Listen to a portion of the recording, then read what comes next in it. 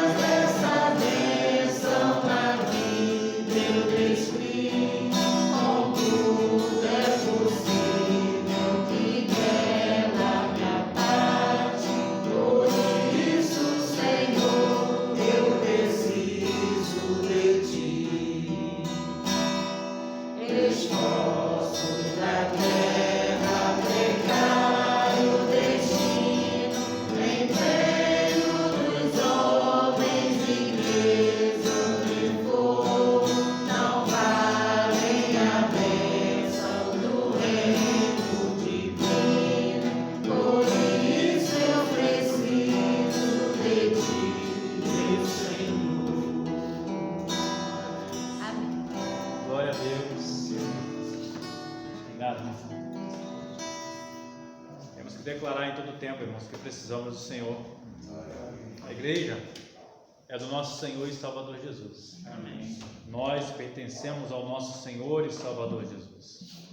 Nós devemos depender de Deus em todo tempo, para que a gente possa cumprir a vontade dele e fazer a vontade dele. Em nome de Jesus. Amém. Queremos saudar os nossos irmãos em Casimiro de Abreu. Queremos saudar os nossos irmãos em Mimoso do Sul, que também estão nos acompanhando, e a gente quer estudar mais um pouquinho da palavra de Deus. Quando nós cantamos, né? Por isso, Senhor, eu dependo, eu preciso de Ti. É bem propício. A gente está falando sobre oração. Meu auxiliar técnico já tomou posição, glória a Deus. A gente quer, irmãos, então, fazer uma breve recapitulação e nós daremos continuidade naquilo que nós temos estudado. Temos falado sobre o poder da oração, e antes da gente começar a ministrar esse tema, nós falamos um pouco sobre o crescimento da igreja, né?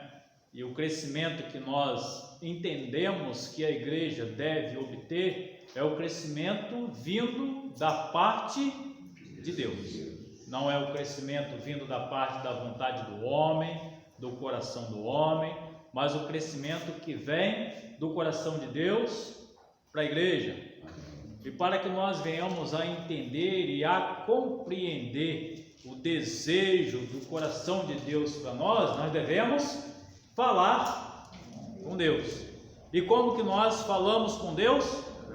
Através de oração, através de joelho no chão, né? Nós sabemos que a igreja aqui tinha o costume de fazer a semana de oração, mas nós queremos orar, né? Ter culto, né? De estudo bíblico e de oração nas quartas-feiras. A princípio, nesse propósito de estarmos orando, clamando e estudando a palavra de Deus. Então, nesse sentido, nós vimos um pouquinho na semana passada.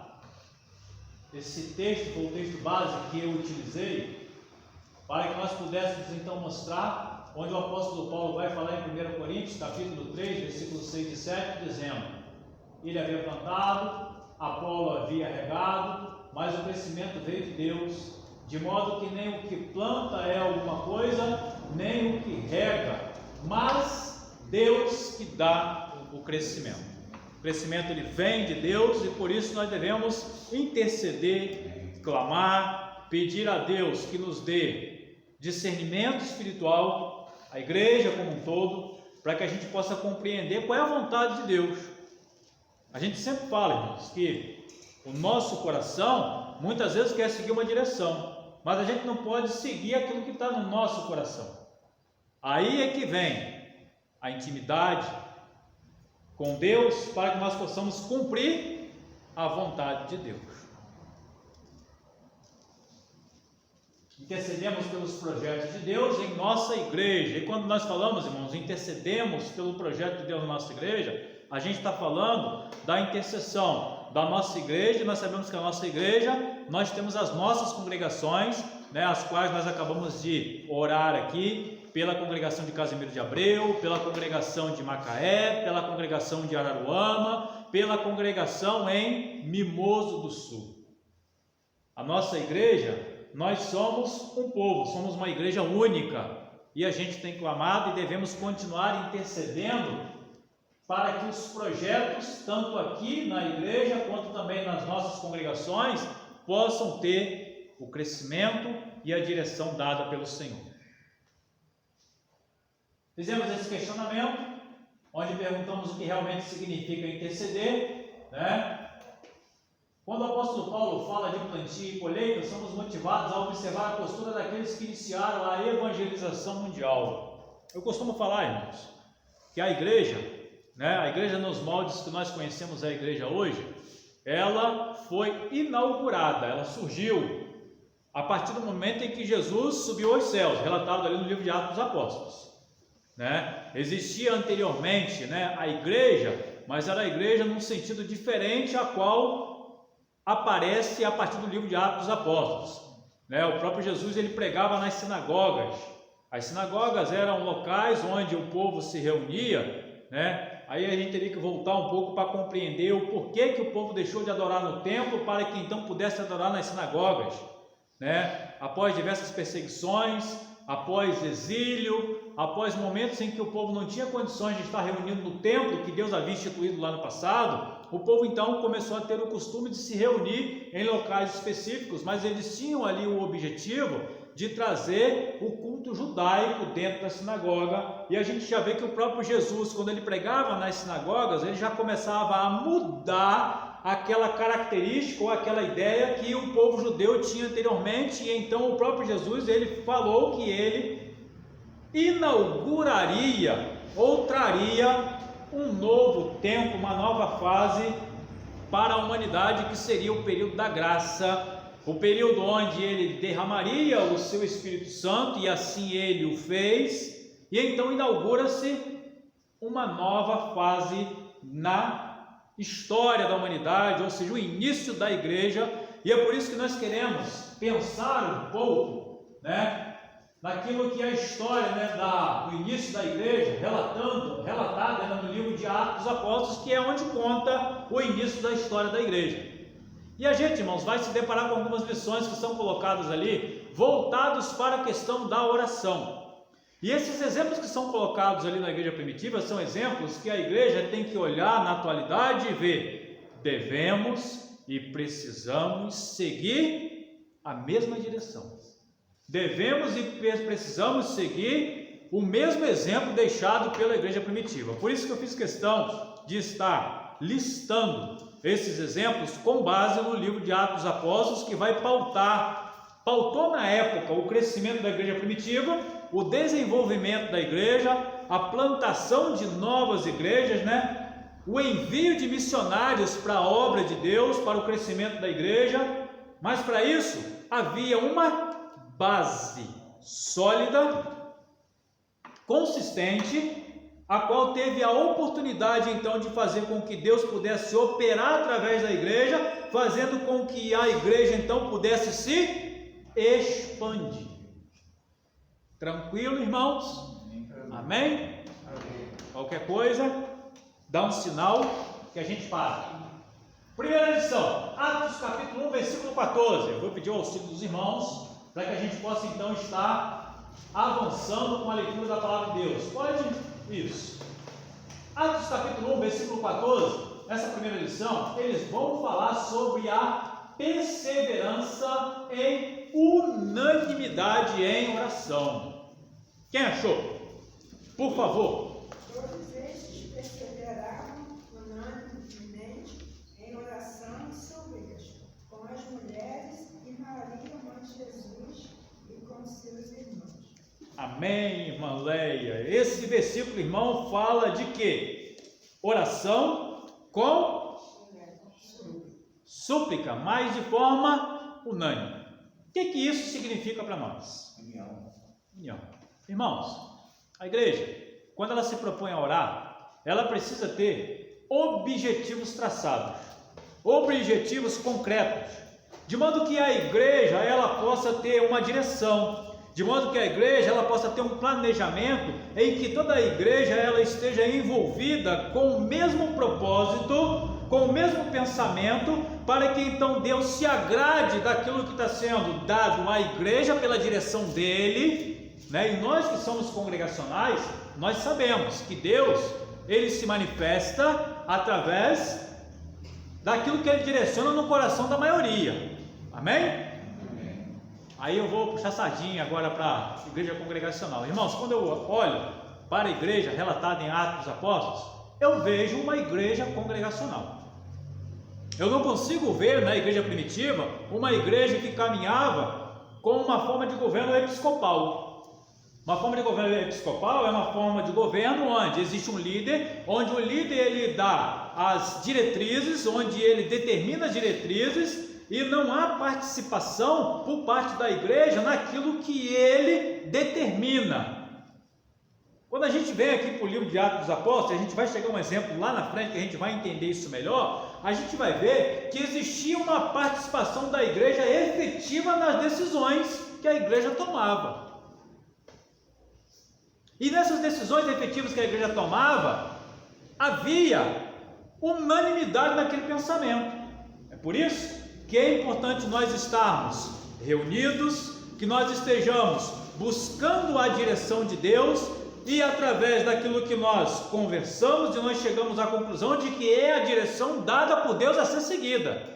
Não é uma decisão autoritária, não deve ser uma decisão única, mas é uma decisão que deve ter a participação com a unanimidade da igreja. Irmão Cláudio, eu vou pegar um gancho da sua fala final e eu vou voltar atrás. Joia. Um exemplo do formato congregacional foi quando as viúvas gregas reclamaram que o tratamento estava sendo diferencial. Aí os apóstolos sentiram, a palavra é pesada, mas foi isso mesmo, sentiram incompetentes. Você olha, é o seguinte, realmente tem esse problema e nós não conseguimos tratar isso sozinhos. Vocês, seguindo essa linha, falou ali, decidem entre vocês pessoas para que possam tratar desse problema. Tipo, então, vocês, a congregação, seguindo os parâmetros que ele colocou lá, eles colocaram lá, para poder resolver o problema. O modelo congregacional. Vocês estão em comunhão, vocês são povo de Deus, vocês têm o entendimento de Deus, então vocês têm condições, de acordo com a palavra, de resolver a questão. Perfeito. Aí, agora retornando, interessante essa palavra unânime. Porque a gente também puxa, e eu achei que a maneira, a forma que o senhor falou, unânime, você traz a linha de unidade. Na verdade, unânime não é unidade, é a forma de pensar num único objetivo. Não deve ser dispersa. A gente pode estar, por exemplo, juntos aqui, mas com pensamentos diferentes. Não, você tem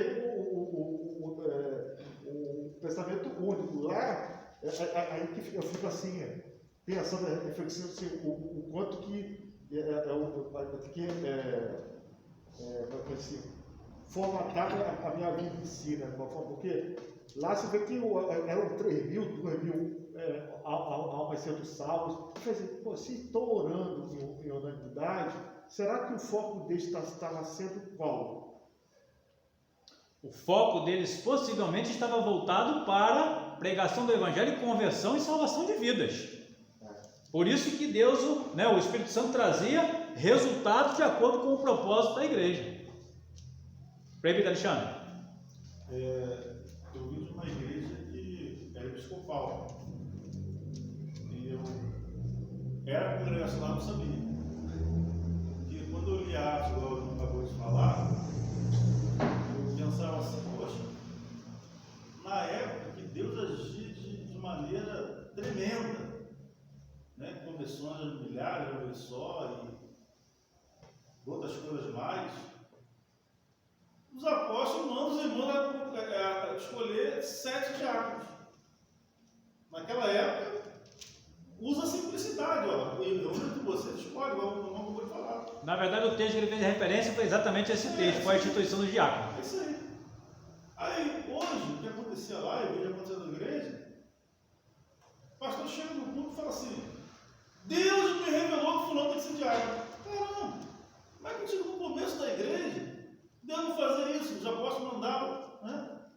E agora Deus me revelou. Aí com isso, eu vi acontecer no irmão que acabou de chegar na igreja e é diácono, e logo depois estamos sabendo que estava se enrolando lá com o negócio da igreja lá. Aí onde acontece esse escândalo aqui, pelo menos, desse nosso formato, a responsabilidade é dividida com a igreja. Peraí, ó, se fulano errou, quem voltou foi a gente, foi todo mundo. Então não vai culpar o pastor não. Mas no sistema episcopal acontece isso. Agora, aquilo ali que você está botando ali, para mim, é a forma mais linda. Perseverar, unânime. Eu gosto dos pilares da igreja se unem. Ó, se tem unanimidade, se tem união, também tem ali comunhão. Comunhão. Não tem como ter união sem ter comunhão. Então, esses são 3 pilares. Em qualquer outra coisa que a gente vá se fazer, a gente vê os pilares se misturando, por exemplo, a palavra, perseverar na doutrina. Bom, estavam perseverando na doutrina e certamente, se estavam juntos, tinha união, tinha. Acabei de falar aqui agora. Comunhão. Comunhão. Então, eu acho bacana quando os pilares se misturam assim, porque parece que fica até melhor. Imagina uma pessoa estudar sozinha e uma pessoa estudar em grupo. Lá com Moisés também aconteceu isso. Jéssica falou que lá, escolha um para te ajudar. Ele não tocou sozinho. Estava difícil para ele. A gente sempre vai perceber, irmãos, até eu pegando aqui o exemplo que o presbítero Nelson está colocando, o presbítero Alexandre também falando aqui, a gente sabe que a manifestação do Espírito Santo de Deus se dá onde? Na igreja, certo? Já vou te dar a oportunidade, já. A manifestação do Espírito Santo se dá na igreja. A manifestação do Espírito Santo se dá numa igreja dividida, onde há diferentes formas de pensamento. Não. A forma prática, e a gente vê isso relatado aqui no livro de Atos, a forma prática, vendo a igreja crescendo, se desenvolvendo, vidas se rendendo diante de Jesus Cristo, é por uma igreja que estava com o mesmo propósito, uma igreja que estava orando com um propósito definido, uma direção única. E aí vinha o quê? A manifestação do Espírito Santo, fazendo o quê? Derramando os dons, né? Separando um para pregar, outro para evangelizar, outro para ir avante, plantar a igreja, outro para ir logo após para pastorear, e assim a obra de Deus ia crescendo. Imagine.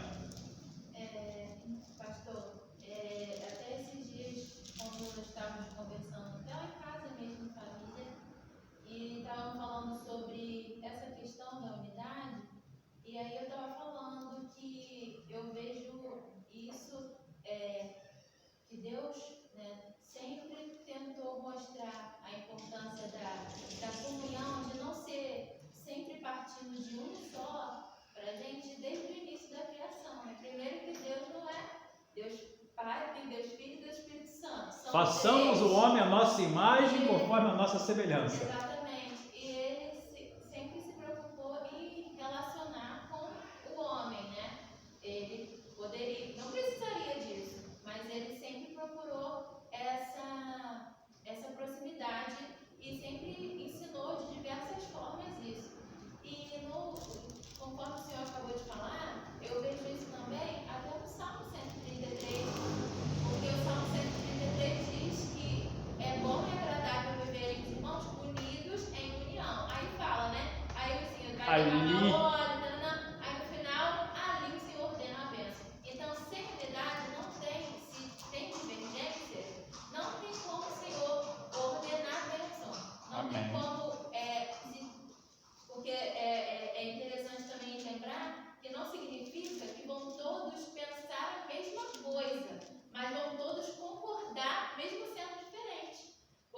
Joia. interessante é esse. Não é que eu vou pensar igual fulano, porque eu sou um e fulano é outro. Perfeito. Mas no final a gente vai sempre conversar, tá? A gente pensa diferente. Mas o que a gente vai fazer para caminhar junto? Aí que eu vejo que o Senhor ordena a bênção, né? E aí tem unidade.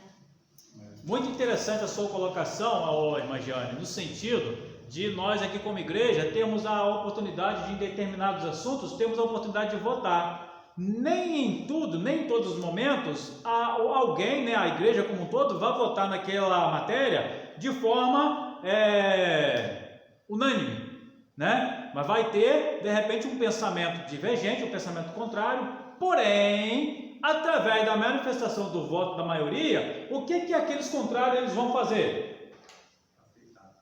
Exatamente. Ele vai dizer, poxa, a maioria decidiu assim, então amém. A causa que nós vamos abraçar é o que a maioria está colocando. Não é a pessoa, na verdade, se colocar assim naquela posição e dizer assim, poxa, a maioria escolheu seguir nessa direção, mas eu queria seguir nessa direção. Então eu vou ficar aqui zangadinho, vou ficar aqui de birrinha, sabe? E não vou estar caminhando com o mesmo propósito. Isso é diabólico.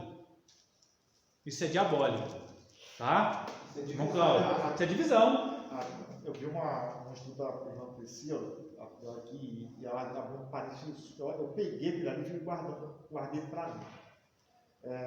Esse tipo de regime, a pessoa fala, não, é um regime democrático. Democracia é algo lá de fora.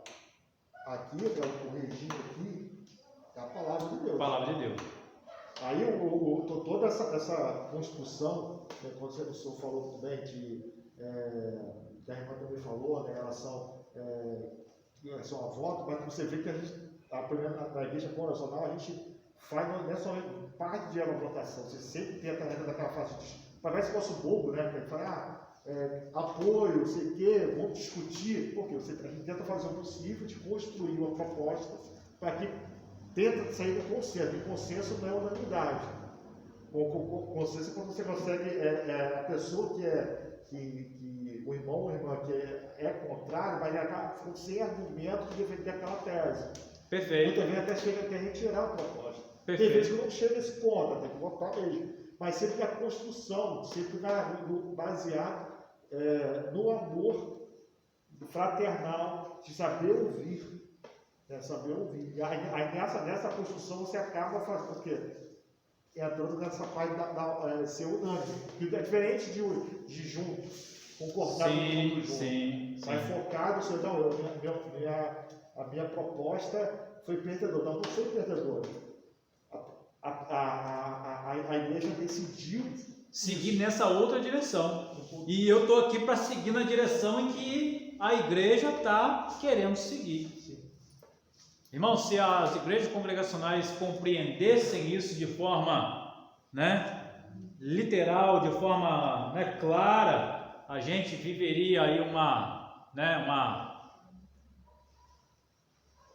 vamos dizer assim, seríamos usados por Deus de uma forma muito mais abrangente, muito mais eficiente, mas o que acontece muito é que não se vive muito aquilo que deveria se viver. E acaba dando margem para muitas vezes para quê? Para divisão, para facção, margem para diversas coisas que a gente sabe que não procedem e não vêm da parte de Deus. Joia? Giane, levanta a mão primeiro que você, Alexandre. Você falou na mesma direção, não sei se você. Que o senhor falou isso e me fez lembrar também, por exemplo, o projeto que é da Igreja Congregacional, que é o projeto de São Braga. Irmãos se reúnem com o mesmo propósito para fazer missões em um lugar, então todos estão concordando ali com o mesmo objetivo e as coisas acontecem. De tanto que vários irmãos podem relatar várias experiências que tiveram em encontros como esse e por exemplo, um dos projetos que eu fui, estava muito tempo sem chover, e choveu, através da oração, várias coisas, vários milagres que Deus fez. A gente fala, Deus não é o mesmo lado da igreja que cada um está? Ele é o mesmo, só que a gente às vezes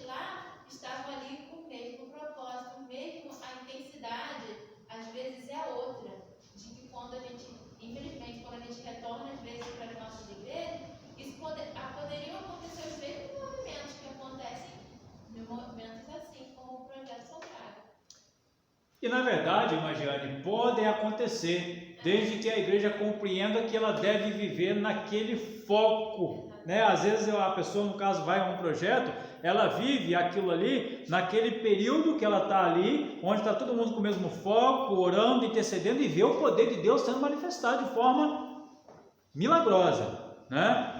E muitas vezes quando retorna acaba esfriando, mas a igreja, ela deve viver, deve buscar viver nesse mesmo propósito constantemente.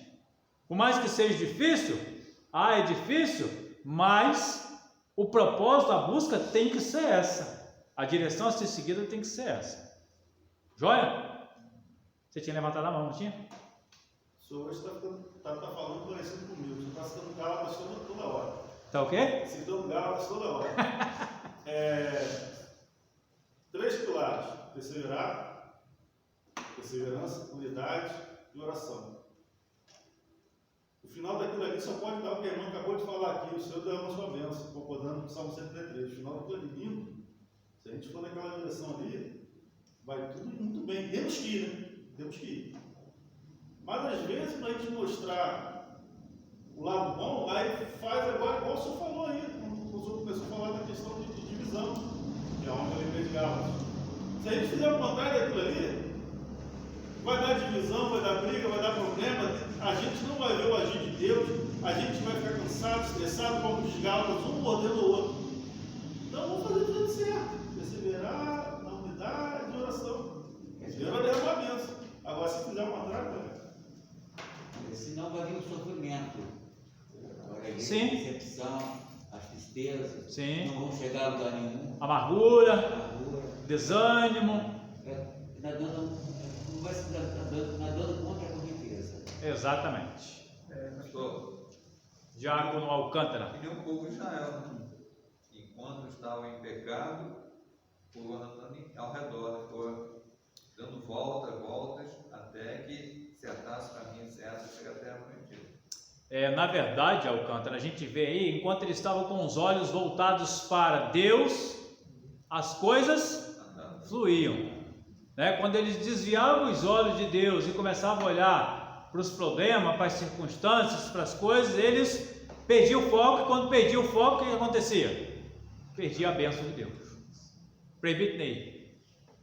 Eu vivi, vamos dizer assim, um contraste lá com a energia da questão de sol e chuva, né?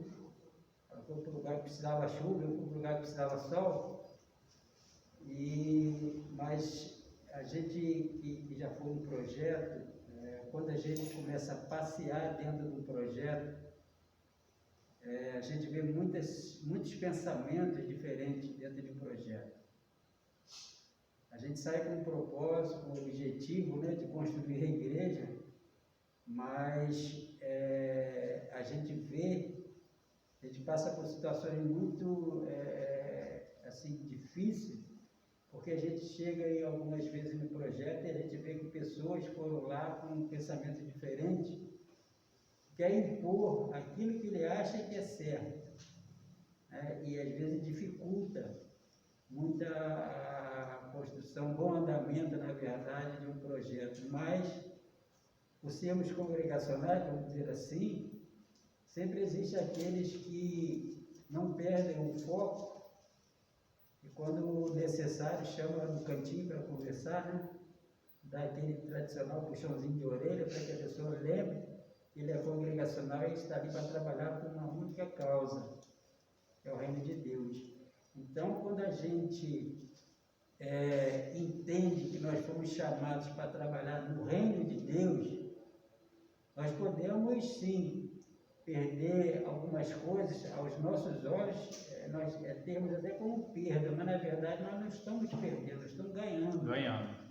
Né? Porque às vezes a gente é obrigado no sentido de olhar o crescimento da obra, a gente abrir mão, como já foi falado aqui, de determinados pensamentos, atitudes, mas na frente a gente vai ver que valeu a pena a gente deixar a nossa ideia, vamos dizer assim, de lado e abraçar a maioria.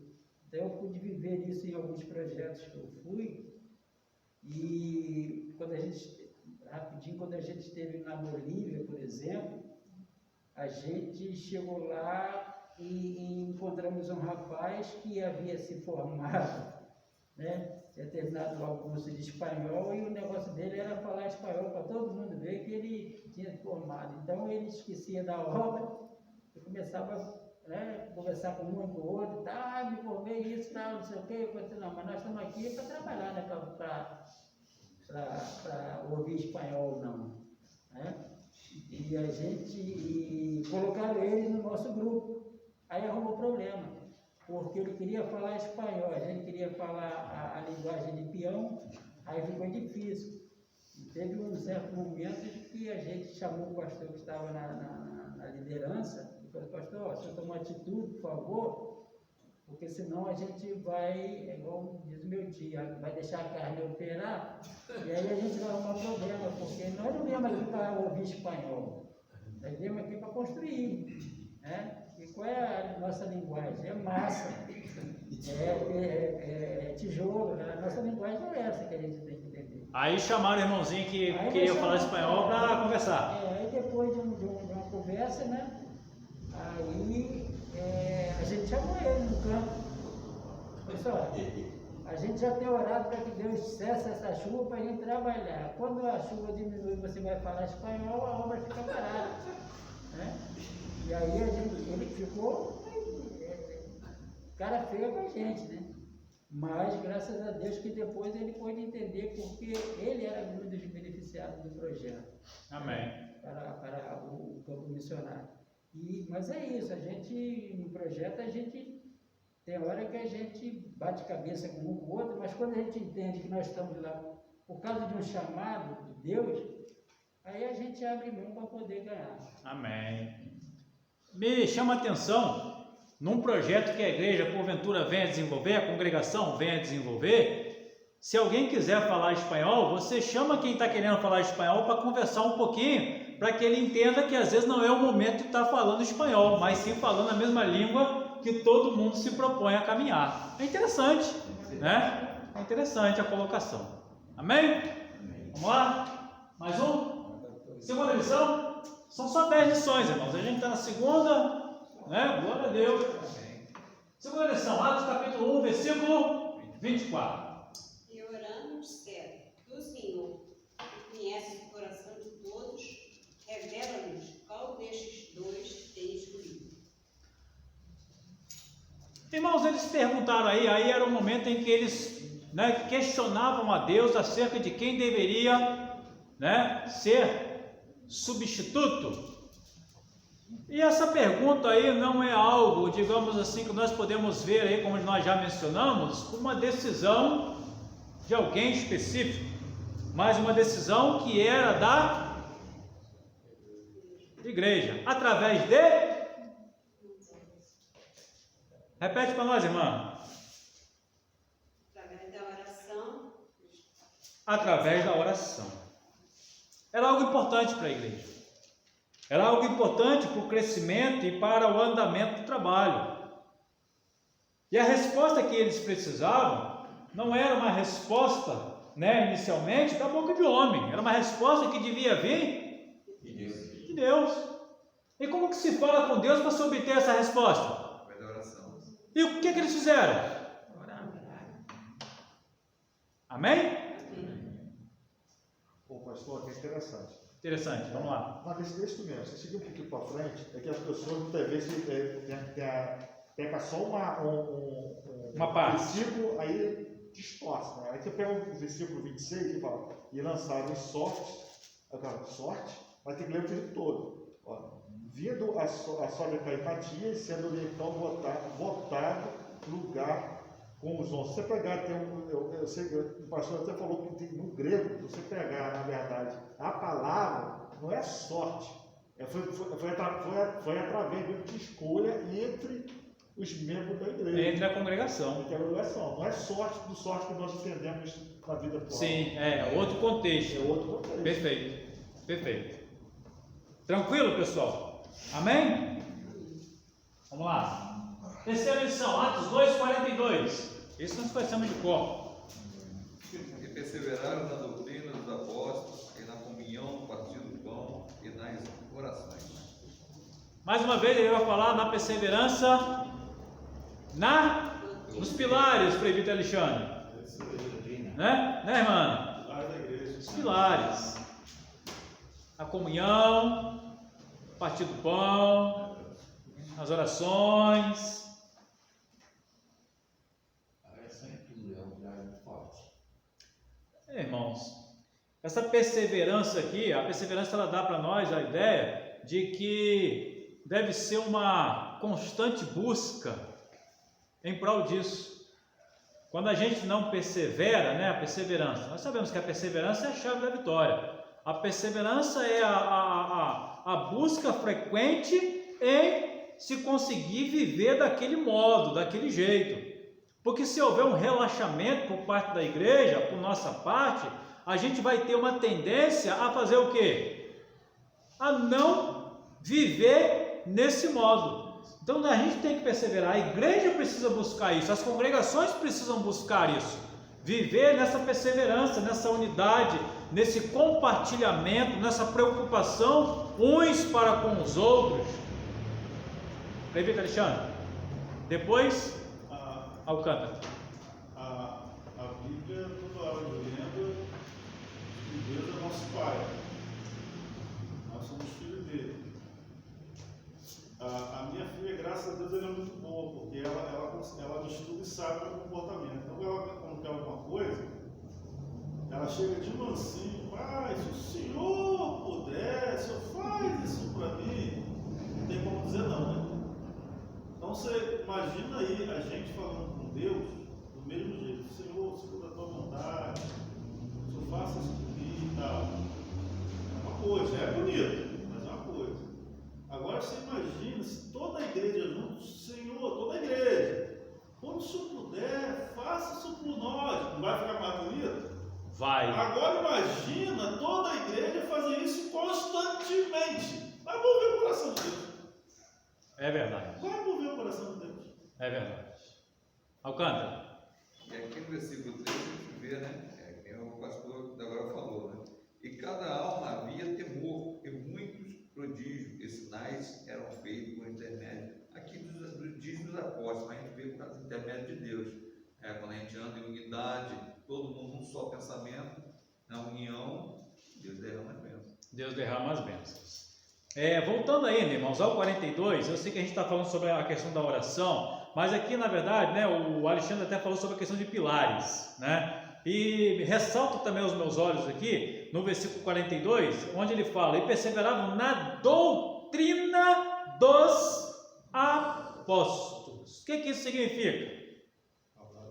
Eles perseveravam no ensino que era ministrado pelos apóstolos, acerca de quê? Jesus, acerca da salvação. Ou seja, eles perseveravam na doutrina que era ensinada. Eles perseveravam, ou seja, não deixavam se levar por outras doutrinas que eram muitas vezes colocadas diante deles com a intenção de fazer o foco, dispersar, fugir, sair. Aí eu volto, são os pilares, né? Estudo da palavra, oração, unidade, comunhão, perseverança. É porque os apóstolos, eles aprenderam de Cristo, do Mestre. Então eles estavam preparados para continuar algo de nosso Senhor Jesus Cristo, a caminhada. Então eles tinham base, porque havia naquele período muito fermento. Havia uns ensinamentos, mas a gente olha para a gente volta pensando naquele tempo, mas se olhar para o Brasil, aqui dentro do nosso Brasil, dentro do estado de São Paulo, estado do Rio de Janeiro, tem coisas aí, gente, que é um absurdo a interpretação. Eu não quero nem ter esse detalhe, não, só até meia-noite hoje. Mas aí, irmão Diácono João, o exemplo que o irmão coloca aqui nos faz pensar, né? O irmão falou que lá naquela época, né, eles perseveraram na doutrina que os apóstolos haviam vivido, né, com o próprio Jesus, mas havia muito fermento que poderia, né, levedar toda a massa, né? de igual modo nos dias atuais. E o que vai nos fazer então com que tanto eles no passado não permitiram e nós hoje não venhamos a permitir que a massa venha a ser levedada? O que vai fazer a diferença? Perseverando no ensino da palavra. É aqui, ó. É estudo bíblico. É escola bíblica dominical. Né? Irmãos, as congregações, estudo bíblico, escola bíblica dominical. Igreja, escola bíblica dominical, porque tem muita gente que não gosta de participar, não gosta de estar presente. Estudo bíblico, muita gente não gosta de estar presente. Nem tem igreja mais, poucas igrejas abrem domingo. A gente vê Paulo tinha essa preocupação quando ele fala com Timóteo a respeito, né, dos ensinamentos, daquilo que ele havia aprendido. E Paulo fala para Timóteo: Timóteo, cuidado, persevera naquilo que tu aprendeu, né? Não dá ouvido aí às velhas caducas, a esse ou aquele. Depois ele vai dizer: ninguém despreza a sua mocidade, não deixa que ninguém estrague aquilo que você aprendeu. Então, quando a gente aprende certo e persevera naquilo, pode acontecer o que aconteça, mas aquele ensinamento, aquilo vai fazer a diferença na nossa vida. A gente pode caminhar, pode sair um pouco da linha, mas o ensinamento que a gente aprendeu, a gente sabe, vai ter a consciência do que é certo. E aí Paulo tinha essa preocupação com Timóteo: Timóteo, olha, cuidado, faz doutrina, as doutrinas, olha isso, aquilo. Quem te ensinou certo. Então, persevera nisso. Glória a Deus. Irmão Cláudio. A gente está falando muito da parte de doutrina, da parte de comunhão, só que tem um trechozinho de 42 que a gente. O senhor até apontou, mas eu vou tentar ver a minha visão para aqui também. Essa parte aqui, ó. No partir do pão. Agora eu estou entendendo, assim, me corrige, tá? Se eu estiver errado. O partir do pão é a gente suprir a necessidade do próximo. Sim. Então, a gente tem a doutrina, seguir a doutrina, tem a parte da comunhão entre nós, mas também tem a necessidade do próximo. Esse aqui já sai um pouquinho do quinto. Assim, é tendencioso para falar que sai da parte espiritual. Não, a suprir a necessidade também é espiritual. Perfeitamente. É isso mesmo. Exatamente isso. Né? A gente sabe que, por exemplo, exemplo prático, né? A gente recebe alguém, uma família na igreja que está carente, necessitada, que entra pelas portas, está faminta, né? A gente vai falar de Jesus para eles. Amém? Vamos falar de Jesus para eles. Mas eles estão passando necessidade. Eles estão com fome. A gente vai só falar de Jesus? Não vai compartilhar do pão? Não é isso? A gente estaria sendo o quê? Negligente. A gente não estaria sendo efetivo naquilo que o Senhor Jesus nos ensinou. É exatamente isso, irmão. Prefeito Alexandre. Tem um pilar que não está escrito aí, mas é visível. Até o que eu acabou de falar, é o amor. É o dom supremo, né? É o amor. Se não tiver amor, nada serei. Nada serei. Amém, igreja? Irmãos, nós vamos parar por aqui hoje, tá bom? Continuaremos na próxima semana. O prefeito Alexandre já até levantou a mão assim, mas já vamos parar? Vamos parar, tá bom? Irmãos das nossas congregações, semana que vem a gente continua, tá bom? Esteja com a gente. Depois a gente vai estar dando as coordenadas para os irmãos aí acerca da sala virtual, para que os irmãos que desejarem estarem também participando conosco em tempo real, em nome de Jesus. Vamos ficar de pé? Vamos orar? Vamos agradecer ao Senhor por esse momento e que a gente, irmãos, em nome de Jesus, possa viver aquilo que a gente tem aprendido, aquilo que a gente tem ouvido, que é a ministração da palavra de Deus, aquilo que o Senhor deseja que a gente como igreja venha viver, em nome de Jesus. Senhor, obrigado mais uma vez pelo momento em que, ó Deus, reunidos em seu nome, podemos oferecer ao Senhor a nossa oração, entregar, ó Deus, a nossa petição. O Senhor, ó Deus, olhe para nós com um olhar de misericórdia e atenda segundo, ó Deus, a tua vontade, segundo aquilo que o Senhor, Deus, sondar diante do coração da tua igreja. Nesse momento, ó Deus, que temos aqui aprendido um pouco sobre oração, sobre, ó Deus, observar aquilo que a igreja no passado viveu, para que este exemplo possa ser vivido por nós hoje. Nos ensina, nos ajuda e nos faça, ó Deus, compreender e viver a Tua palavra para o louvor do nome de Jesus. Amém. Fica conosco, fica, ó Deus, com a nossa igreja. Oramos e agradecemos em nome de Jesus. Amém. E graças a Deus. Os irmãos podem se assentar.